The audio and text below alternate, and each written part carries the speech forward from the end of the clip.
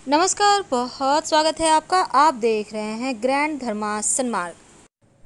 नवरात्र के दिनों में 9 दिन माँ दुर्गा के 9 रूपों का पूजन करने का विधान है और व्रत रखने का भी विधान है।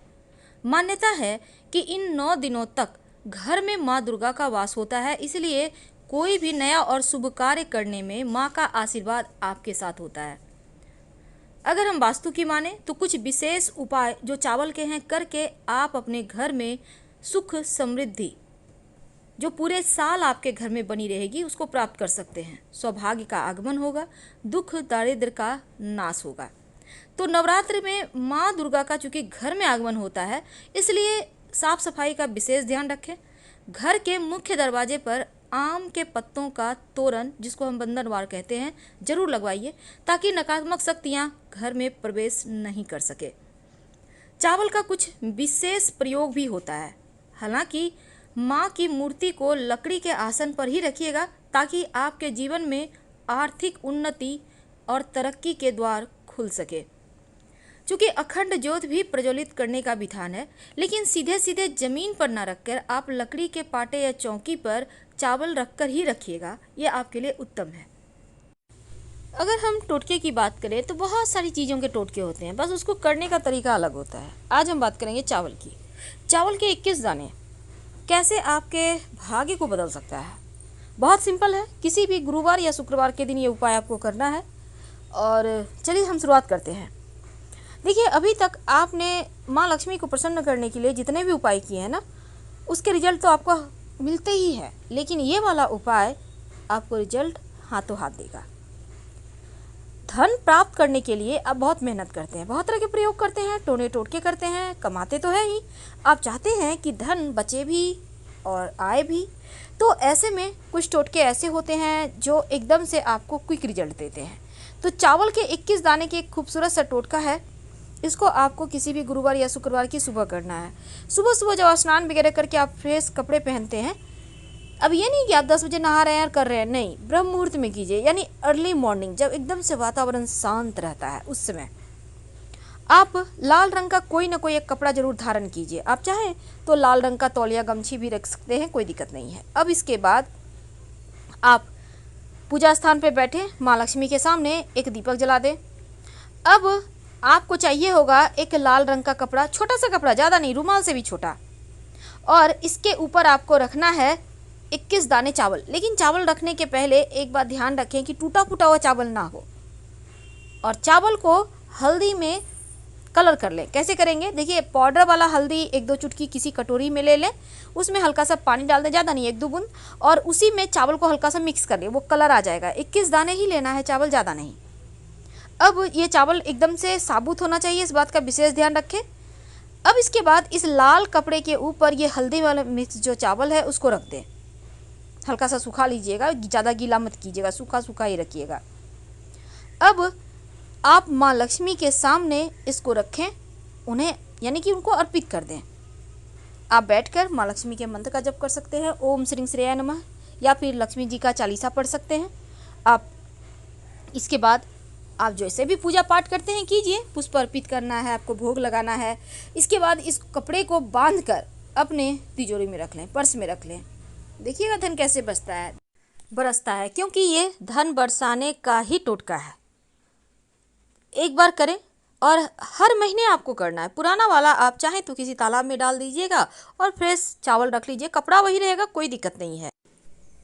तो नवरात्र का समय है और माता रानी की कृपा बरसती रहे, इसके लिए बहुत सारे आपने प्रयोग किए होंगे और करेंगे भी, ताकि पूरा साल कम से कम सुख शांति से गुजरे, अच्छा स्वास्थ्य रहे, जीवन में धन की मुश्किलें परेशान ना करें। क्योंकि जब धन की मुश्किलें परेशान करती है ना, तो व्यक्ति अंदर से टूट जाता है, और जब व्यक्ति अंदर से टूटता है तो फिर चारों तरफ सिर्फ अंधकार नजर आता है। अच्छी चीज़ें में भी उन्हें लगता है जैसे पता नहीं सफल होंगे कि नहीं, हो पाएगा कि नहीं, यानी नकारात्मक ख्याल आता है। और जहाँ नकारात्मक ख्याल आ जाए वहाँ पर सिर्फ अपयश या फिर ऐसी चीज़ें होती हैं जो आपको आगे बढ़ने ही नहीं देती। तो नवरात्र के दिन में एक छोटा सा प्रयोग जो आपके किस्मत के बंधन को खोलेगा, आपके बंधी किस्मत के ताले खोलेगा, और माता रानी की कृपा से सारे शत्रु, तंत्र, बाधा, यहाँ तक कि कुंडली के जो निगेटिव चीज़ें हैं वो भी समाप्त हो जाएगी। बड़े से बड़े ग्रहों से छुटकारा पाने के लिए नवरात्र में प्रयोग किए जाते हैं और इसीलिए तो लोग माता रानी के शरण में आते हैं। तो चलिए एक सिंपल सा प्रयोग, इस प्रयोग को करने के लिए आपको चाहिए होगा चावल। अब चावल कौन सा लेंगे, सवाल ये भी है। देखिए चावल आपको जिस चावल से खीर बनता है ना, वही चावल लेना है। और चावल पहले से आप बीन कर रख लें कि एक भी टूटा हुआ दाना ना हो, क्योंकि अखंडित चावल का महत्व अद्भुत है। और जब टूटा हुआ चावल उसमें आता है तो थोड़ी सी खोट हो जाती है, एक कोना खाली हो जाता है, और कोना खाली नहीं होना चाहिए। आपको चाहिए होगा एक लाल रंग का कपड़ा। लाल रंग का कपड़ा आपको ज़्यादा बड़ा नहीं लेना है, बस आप कम से कम 3-4 इंच लंबा चौड़ा ले लें, यानी रुमाल से भी छोटा। एक कलावा चाहिए, कलावा ले लें 8-10 अंगुल का, ठीक है। अब इसके बाद चाहिए आपको दुर्वा घास। दुर्वा घास आपको मिल जाएगा, 2 दुर्वा घास ले लीजिएगा, ज़्यादा नहीं, 2 या 5, ठीक है। अब एक और चीज़ चाहिए और वो है एक सिक्का। अब सिक्का 1 रुपया का हो, 5 रुपये का हो, 10 रुपये का हो, वो मायने नहीं रखता। अब इसके अलावा चाहिए आपको एक मिट्टी का बर्तन। अगर छोटा सा जो मिट्टी का कलश टाइप का एक लोटा होता है ना, आपके घर में होगा, तो उस लोटे को ले लें। अगर मान लेते हैं आपके पास कलश वाला लोटा नहीं है मिट्टी का, मार्केट में मिले तो ज़रूर ले आइए, नहीं मिलता है तब ऐसे में आप एक मिट्टी का दिया ले लें, बड़ा सा दीपक ले लीजिएगा। अब इसमें चावल भरिए, जो आपने बीन कर रखा है चावल, उसमें एक सिक्का डाल दें और जो दुर्वा घास है उसको भी उसमें डाल दें और लाल कपड़ा को कलश के मुंह पर रख कर मौली धागा के सहारे बांध दें। सारा जादू, सारा ट्रिक इसी में छिपा है। और जब ये प्रक्रिया आप कीजिए, लगातार माता रानी का नाम लीजिए, उनका मंत्र जपिए, ओम दुम दुर्गाय नमः, सबसे आसान सबसे बड़ा मंत्र। इसके साथ ही जब इसको आप पूरी तरह से कंप्लीट कर लें, तब माता रानी से प्रार्थना करें कि माँ बरकत दीजिएगा, और फिर इस कलश को अपने घर के उत्तर पश्चिम, याद रखिए उत्तर पश्चिम दिशा में कहीं भी संभाल कर रख दें। इस कलश को आपको हिलाना डुलाना भी नहीं है, पड़ा रहने दें। अगले साल या फिर दीपावली के समय अगर आपने नया बनाना है तो फिर से इसमें से सिक्का ले लेना है, फेंकना नहीं है।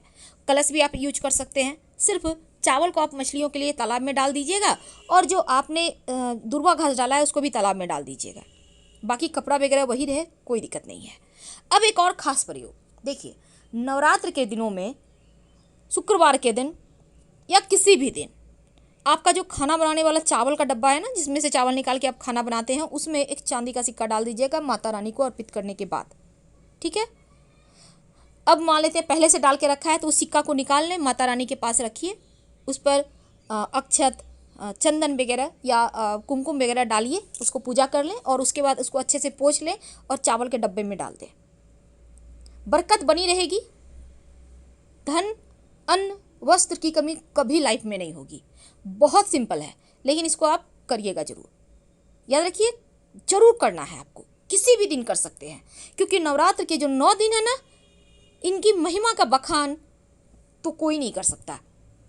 अब अंत में एक छोटा सा प्रयोग, क्योंकि आज हम आपको चावल का टोटका बता रहे हैं, तो नवरात्र के 9 दिनों में किसी भी दिन एक छोटा सा काम कीजिएगा। आपको पता है कि पीपल के पेड़ के नीचे माँ लक्ष्मी का निवास होता है, यानी पीपल के पेड़ में लक्ष्मी जी रहती हैं। इसीलिए तो शनिवार के दिन पीपल के पेड़ में जल अर्पित किया जाता है, ताकि जीवन के कष्ट मिटे। लेकिन जल अर्पित करने का भी विशेष तरीका है।